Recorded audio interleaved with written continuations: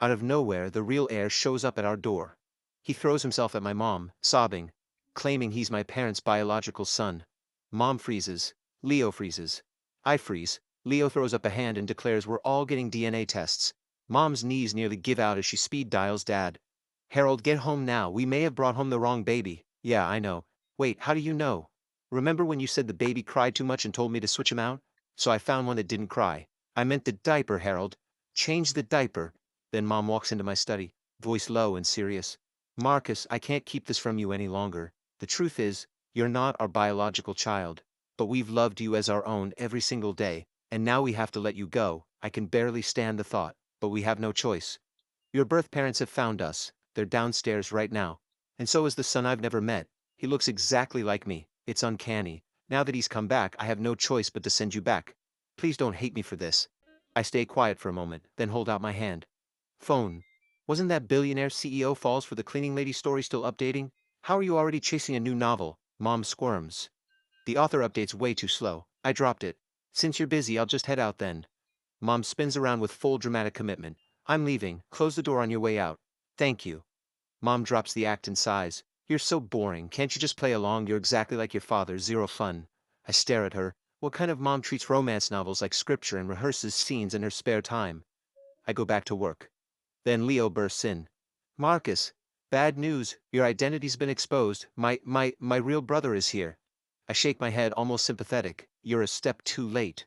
I already busted Mom. She didn't warn you, did she? I turn to Leo with a grave look. It's over for you. You're no longer Mom's favorite little boy. She's done with you. Leo grabs my arm. No, Marcus, listen, I'm serious. There is actually a guy downstairs claiming to be your brother. He says you're not Mom and Dad's real son. He says he is. Mom is freaking out. You have to go see for yourself. I head downstairs. There's Mom. And next to her, a bleached blonde stranger, already crying. Mom, I finally found you. You have no idea what my life has been like. Beating, screaming. The bruises never even got a chance to heal. They always had a favorite. Always. Once the second child came along, even breathing felt like a crime. I watch all this calmly. Congratulations, Mom. Dream come true. He really does look just like you. Honestly, we might not even need a DNA test.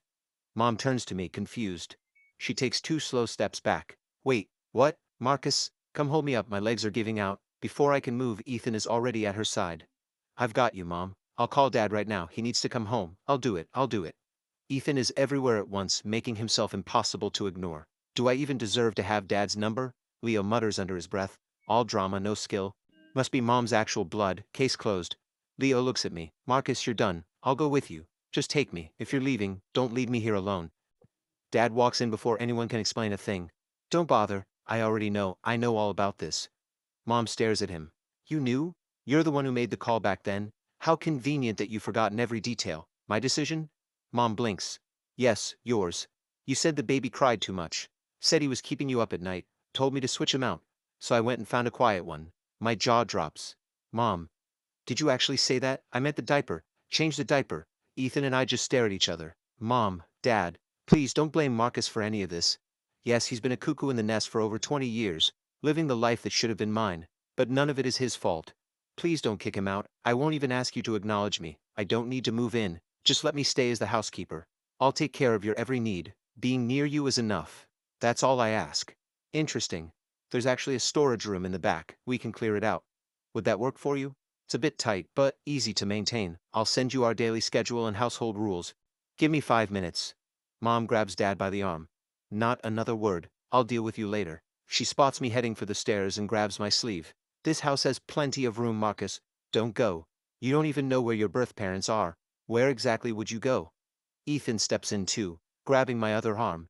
Mom's right, Marcus. You can't go back to them. I went through hell with those people. I won't let you suffer the same.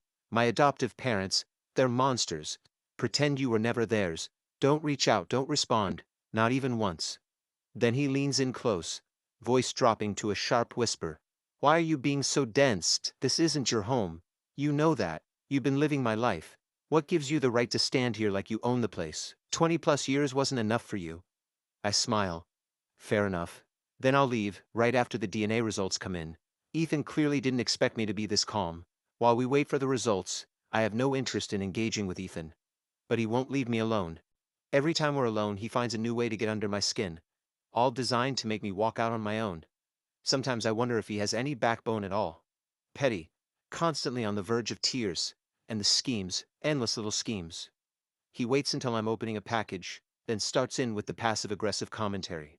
Ooh, Marcus, your taste is something else. That coat must have cost a fortune. Not like me, I never spend on myself. Haven't bought new clothes in years. Mom melts instantly.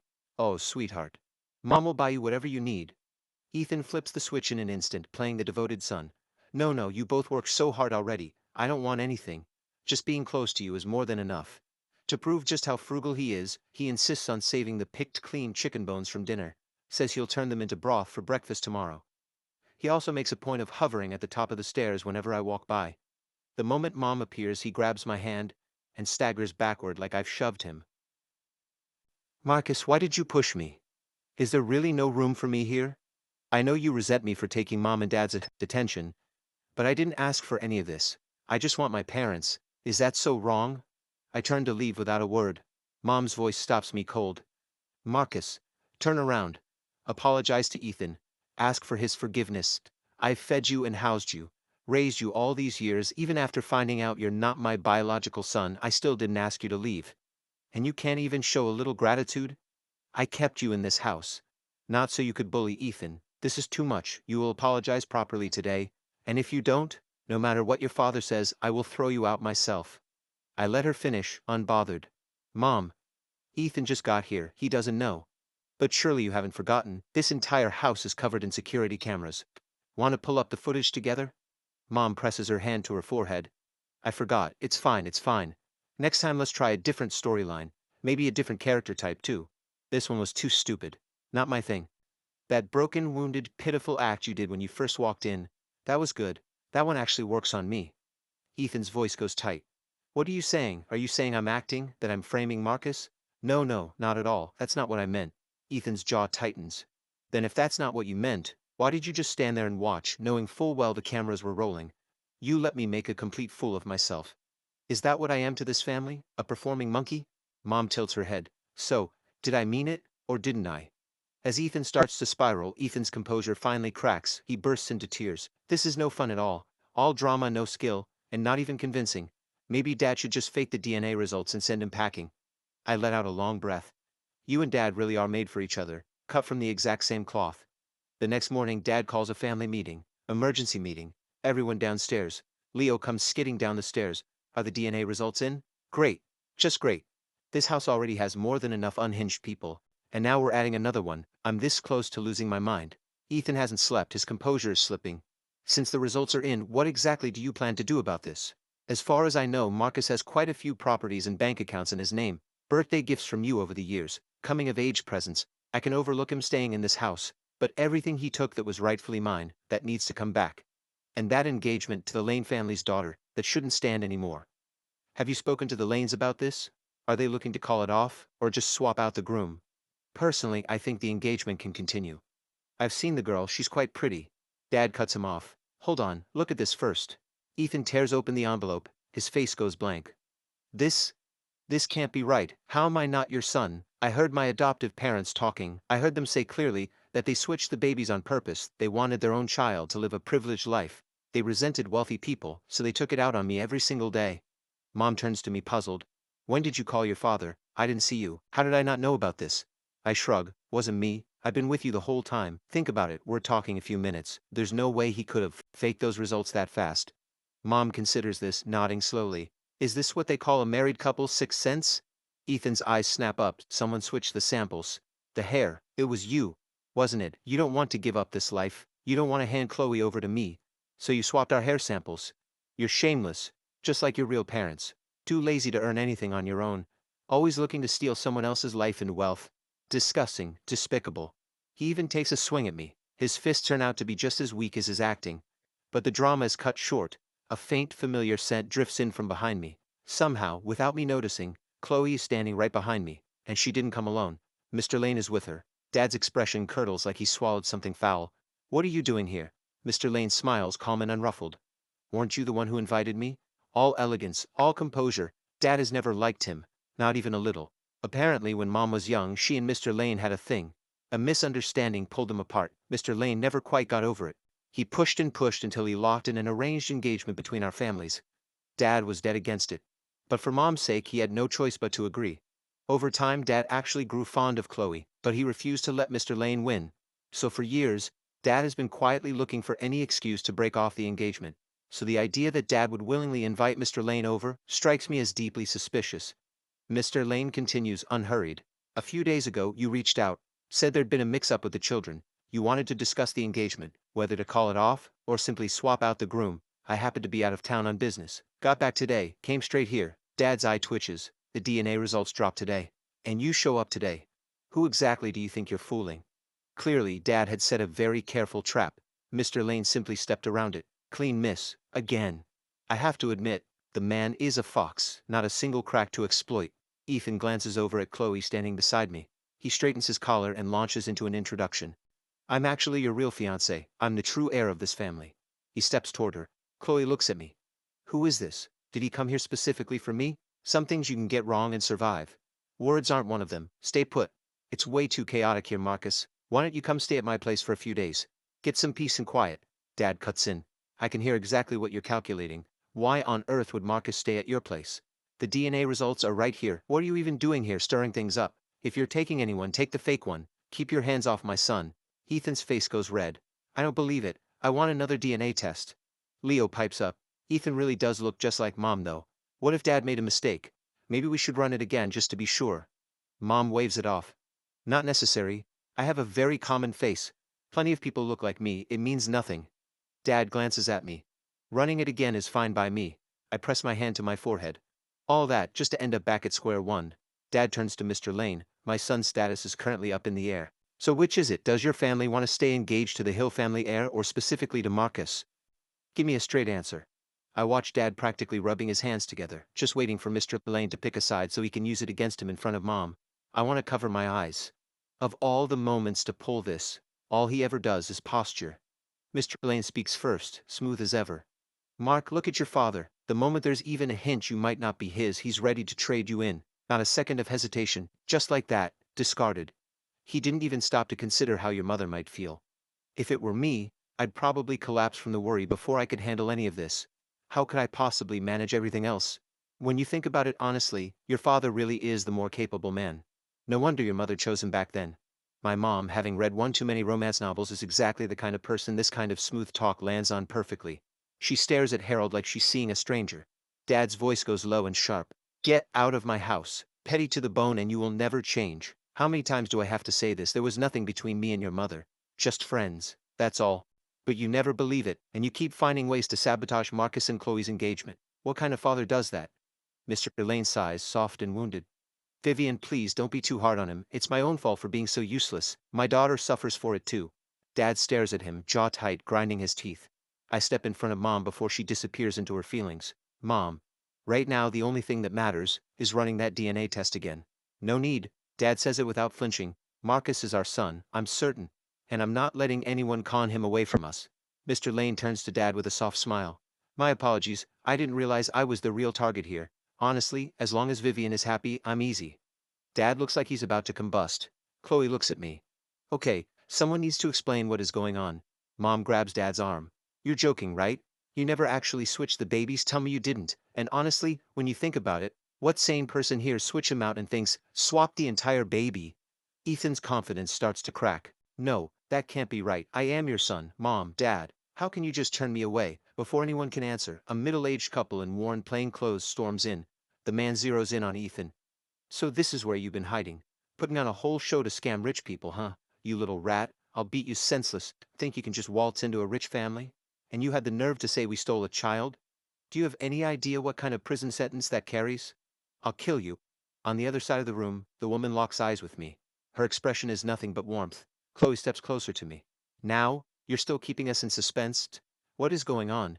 She walks toward the woman. Ma'am, allow me to take a guess. Dad spins around. You, quiet. You're too young to be this bold. Your father already gives me enough grief. And now you want to steal my moment too?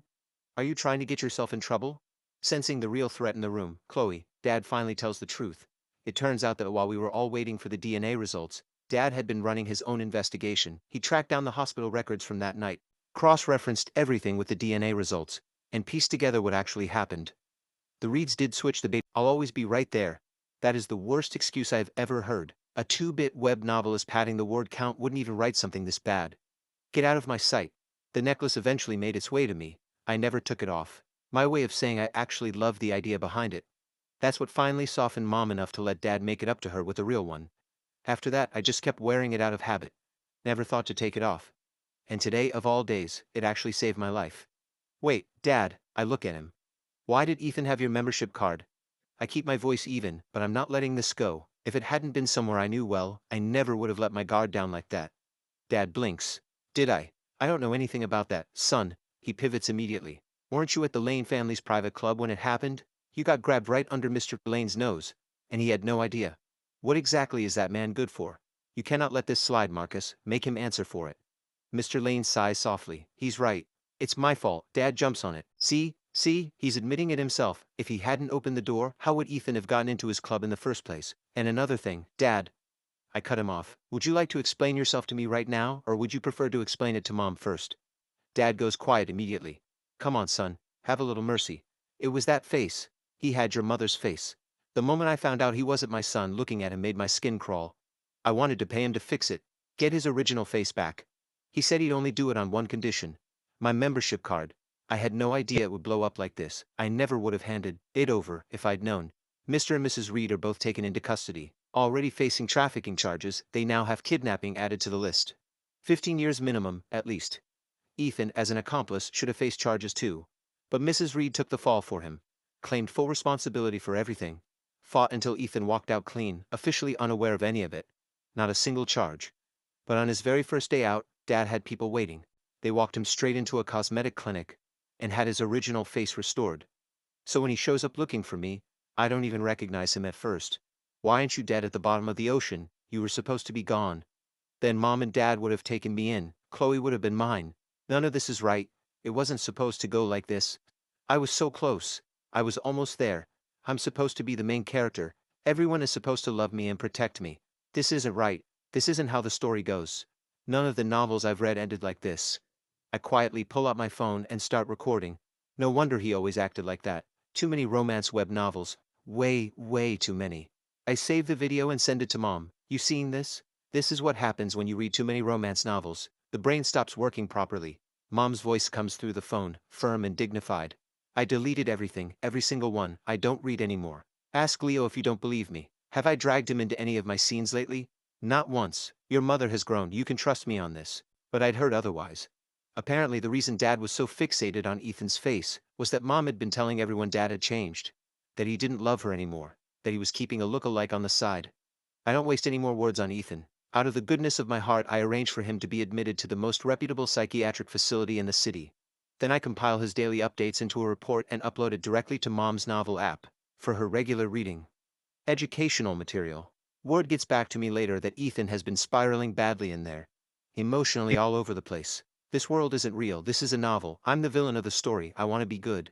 But I don't get a choice. You want to know why? If I stop stirring up trouble, the author runs out of plot. Word count drops. Deadline missed. Yes, exactly that kind. A 2-bit web novelist. The doctor pulls me aside. When he spirals, he even turns on himself. But other times he's completely coherent. Perfectly lucid. From inside, Ethan calls out, listen, the real heir and the fake one don't have to be enemies. We could be something really romantic together. I've read extensively on this topic. Let me out and I'll prove it. I'll show you exactly how it's done. Increase the dosage. Babies back then. That part was true. Ethan wasn't lying about that. But here's what they didn't know. The night baby Ethan was placed beside Mom in the hospital room, he screamed non-stop, waking her up dozens of times through the night. Mom had finally had enough. Harold, do something about him. All he does is cry. I can't take it. Dad, who would do anything for Mom and who was frankly getting more irritated by the baby by the minute, picked up baby Ethan and started wandering the maternity ward. That floor had 5 newborns that night. Dad picked the one he liked the look of most and brought him home. That baby was me. The Reeds go white. What? No, that's impossible. Things like this don't just happen. All these years, we were beating our own son? You're lying. This is a lie. You think Ethan turned out damaged, so you're making this up to get rid of us. Aren't you? Mr. Reed jabs a finger. I knew it. No way a house like this has zero security, not even an alarm. Mrs. Reed agrees. Exactly, you're right, it has to be a setup. Chloe tilts her head at Dad. How are you so sure though? What makes you certain Marcus is really yours? Just the DNA test? Dad scoffs. He pulls a thick stack of papers from his jacket. One DNA test can be wrong. This many can't all be wrong at once. Marcus and Mom, Marcus and Dad, Marcus and Leo, Ethan and Mom, Ethan and Dad, Ethan and Leo. That's how the Hills operate. Thorough. After everything's settled, Dad called the police. It turned out that while investigating, he had stumbled onto something else entirely. The Reeds were linked to a string of child trafficking cases. After the baby swap worked out for them, they had a thought. Why not make a business out of it? The more they thought about, the more brilliant it seemed. So they actually did it. As for why Ethan looked so much like Mom, before showing up at our door he had gotten subtle cosmetic work done, by his own estimate, about 40% altered. He figured DNA alone wouldn't be enough to outweigh 20 years of history between me and my family. So he added a face that looked like Mom's to tip the odds in his favor. He chose Mom's features specifically because he assumed women would be more emotional, more easily moved. What he didn't count on was a family that doesn't follow any script. Total waste of a face. After the Reeds were taken away, Ethan wasted no time. He started showing up constantly, well, not around me exactly. Around Chloe. Chloe, I'm so sorry. I had no idea my parents were capable of this. I didn't know how any of this would turn out. Can you forgive me? My claim to this family may have been false, but my feelings for you are real. Will you give me a fair chance to prove myself? Let me show you that apart from luck, everything about me is better than Marcus Hill. I've heard enough.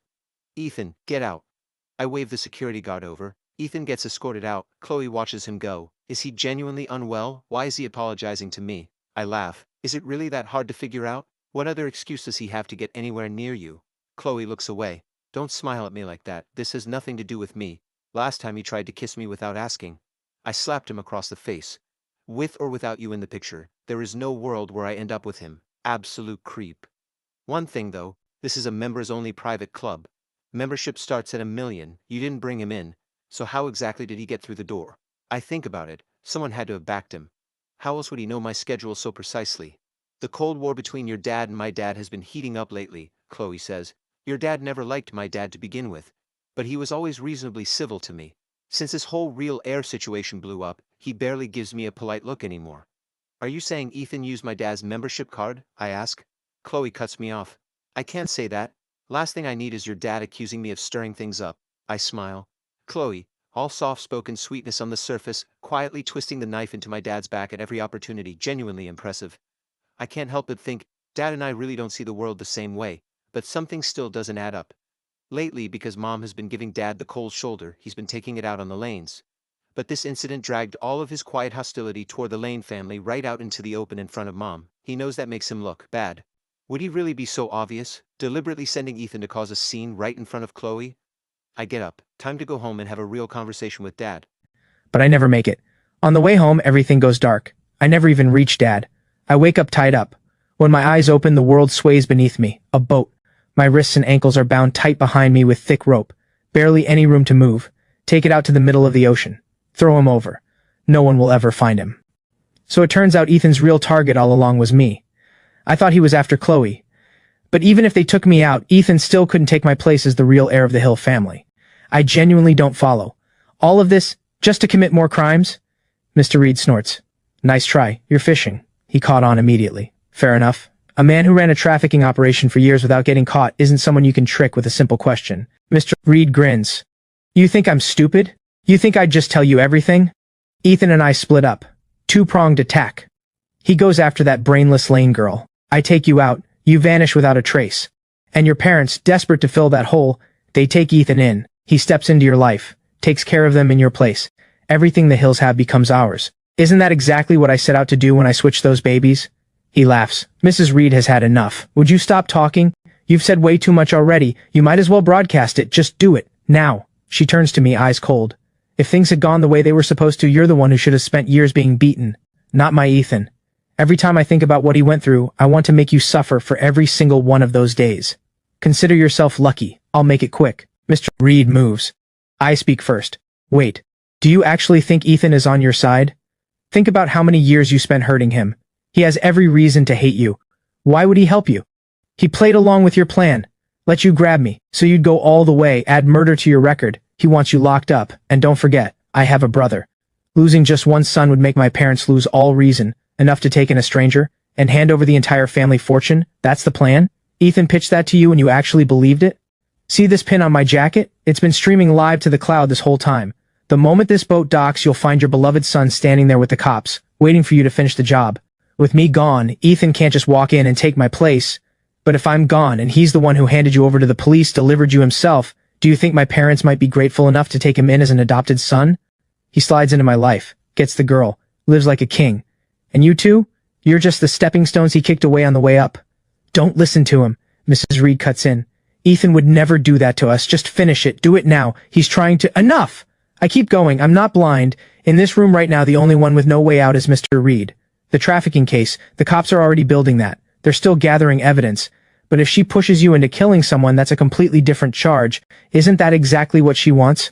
To cut you loose, walk away with Ethan and start a new life. Think about it. If that's not the plan, why does she need you to be the one to do it? Why isn't she doing it herself? Something shifts behind Mr. Reed's eyes, like a thought actually forming for the first time. He glances over at Mrs. Reed beside him, cold and still as always, a snake waiting to strike. And the next second, the two of them go at each other right there on the boat. That's when my dad arrives, right on time. Chloe's hand is still trembling slightly when she looks at me. I'm glad you're okay. Lucky the necklace was cheap. They didn't bother taking it. That's how you tracked the signal and got to me so fast. This necklace. When I was 5 years old, Dad bought it as a birthday gift for Mom. Around that time, Mom had become obsessed with a newly released cross necklace. She had the photo pulled up every single day, counting down to the release so she could grab one the moment it dropped. Dad, wanting to do something thoughtful, quietly memorized every detail of the design, planned to get it for her birthday. But of course, after all that waiting, it sold out within minutes on release day. On his way home, he passed a dollar store, and there in the window display, an identical cross necklace. Dad walked in and bought it, absolutely delighted with himself. The result, a thorough telling off and a week sleeping in a separate room. Sweetheart, think about how romantic this is, Dad had said. If anything ever happens to you, I can find you instantly. I'll